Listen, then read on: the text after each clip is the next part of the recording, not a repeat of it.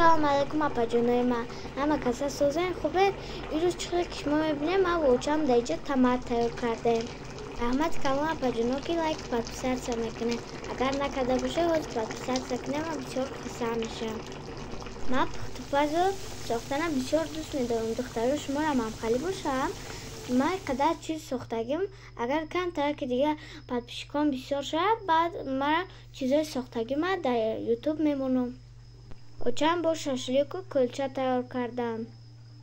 اجازه باشه اوچه من طرزی تیار کردن تماتا نشان میتیم. من ویدیو پخت‌پز ساختن میمونم. شما قطعی دخترتان تماشا کنه و یاد بگیرم به شما یاردم کنم. من در پیش اوچم بودم دیدم که در می تمات چی رفت. پامیدور، болгарский, چسناک، زنجبیل، یک پیاله روغن، بوی قدیه نمک. همین ویدیو را اوچم در کانال شما یوتیوب همین ویدیو را удалить کرد. من حاضر از اوچکا کده در کانال موندگیم یوتیوب به فکرم удалить نمیکنه.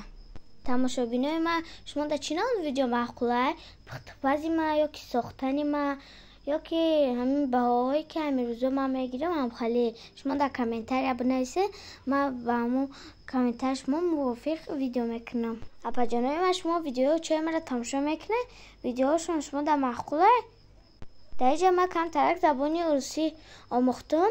از من قد شما کم ترک روسی گپ میزنم. Я с мамой приготовили томат, и в ней ушло помидор, чеснок, перец и полстакана масла и немножечко соли. Если у меня были там какие-то ошибки, то вы не обращайте внимания, потому что я только начала русский изучать. Поэтому я очень маленький, я не очень хорошо знаю, но разговаривать хорошо умею. Тут моя мама режет очень тонким слоем помидор, а после этого болгарский режет, а потом чеснок. Потом ставит казан на плиту на максимальную, а после этого полстакана масла льет туда, а потом этот помидор и болгарский туда же, а потом чеснок туда зальем, а после этого немного перемешаем и оставим его до кипятения, а потом его в плиту ставим на 2, а потом ждем, когда высохнет вода и возьмем на баночки зимой сделаем еду и наша проблема решена. Всем благодарю за то, что смотрели мое видео. Если вы не подписаны на канал, подпишитесь. Если вы подписаны, я очень буду рада. Не забудьте поставить лайк и написать свои мысли в комментариях. Спасибо за то, что вы меня поддерживаете. Мои подписчики, я вас уважаю и очень сильно люблю. اپاجانو با فکر شما را سخت نمیگیرن برای که در همین گپزنی روسی اگر یکم خطا باشه در کامنتری یکم گپا بزیم ننویسه که با منطق میشم ویدیو برآوردن نمیتونم برای اپاجانو من و سرکردستم یادگیشه با بیرون ویدیو من خوشو گپ زده میتونم پروست در وقتی ویدیو ده من خودم کم ترک گم کردم برای یکم خطایی باشه من را ببخشه. من با کوشش دارم که زبان انگلیسی را یاد گیرم. من وقتی چین میتونستگیم خطی روسی گپ زدم. روز تا روز با روسیم سستر شده میگیره با. السلام علیکم دوستان عزیز. اپا و خورکای شیرین ما. امیدوارم که همه کس صحت سلامت هستین و گفتنیم که چخیلی که شما ای اولی نوار تماشا کردستین.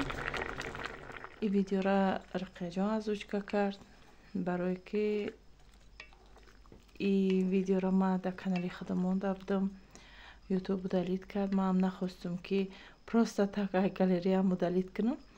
برای می رقیه جان گفته که بیو ما از اوچکا کده در کانالم پرتم رنگ یک ستاژیروفکا باره که بینم چند مینوت از اوچکا کده میتونم موافقی همو دیگه ویدیو همه هم قمینوت کنم. ҳамра дидем ки 4-5 минут азучка карда метонисте ба ҳавас, ба завқ. барои ҳамин видеоҳоша мувофиқи анамо 4-5 минут айс пас тайёр мекунам. чӣ хеле хайр медонен видеоҳои аввалшай намедонам ҳозир бовар кунен вай азучка карда пеши ман азучка намекуна, меравад дар дигари хона мешина азучка мекуна, бо мара намемонад ки дар пешаш гӯш кунам. ҳозировар ки оҷаҷоамам азучка кардам, бо давомаша хайр шумо кунен.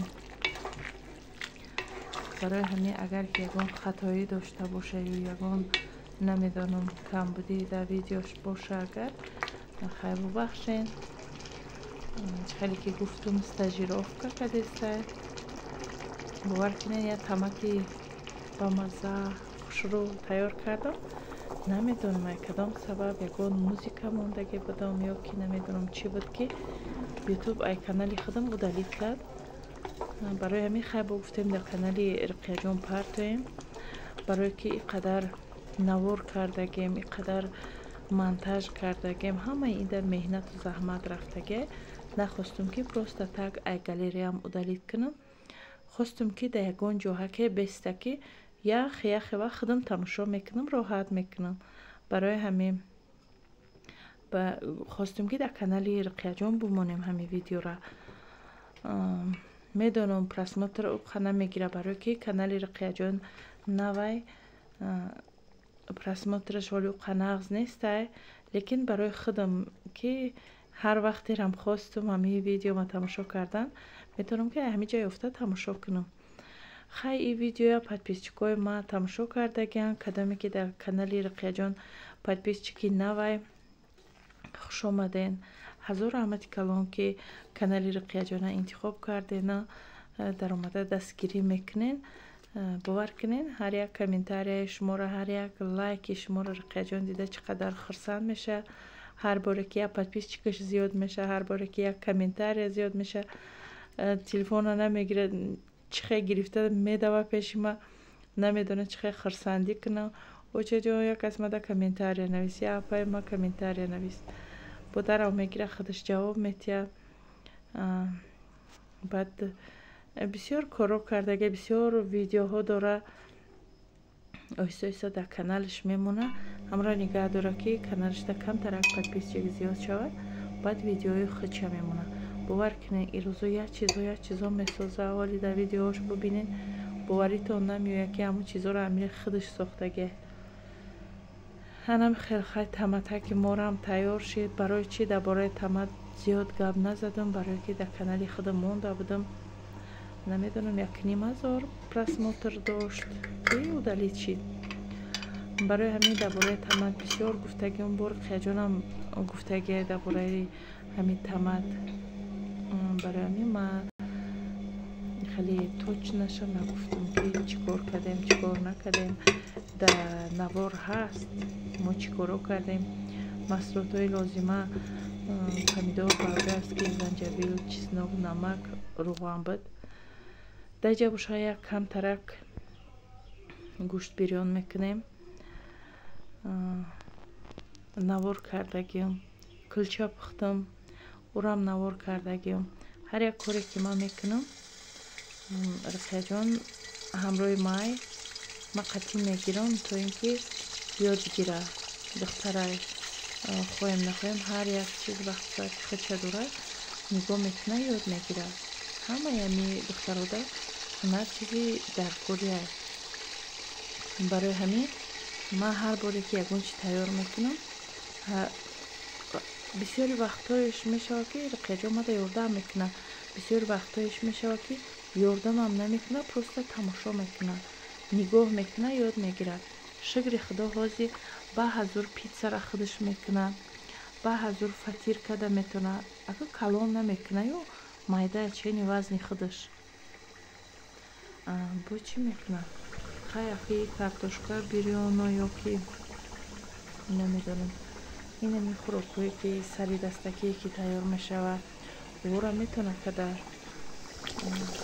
духтарбача бояд ки битона در канали خودم مونده بودم، طرفا پرسیدن که در علوبی بلند یا پست. همینجا فکر میکنم که معلومه که امی علوبی ما نه بلنده یا نه پسته. اما روغن در می اندازیم گوشتوره، بعد پستر میکنیم. در پست اگر که جدید کنیم سوچ نمیشه، ملویمت میشه. نگاه کنید، ما در اینجا خیلی مرام خیلی گفته بودن که صبح سرخه که برای همین ما سرخه کردیم. اینم خیلی گوشت بریانی ما هم تیار شده. میبرداریم گوشت بریانی همه تونده اشتیای تام. اینم خیلی گوشت بریانی با مزه تیار شد. این روزا ویدیو ما هم در کانال رقیه جان به انجام میرسه. ویدیوی نوی رقیه جان انتظار باشین. دستگیری را فراموش نکنین.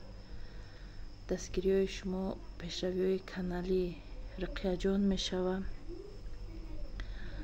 خیر دوستانی عزیز، تا ویدیوهای آینده الله نگهبان شما.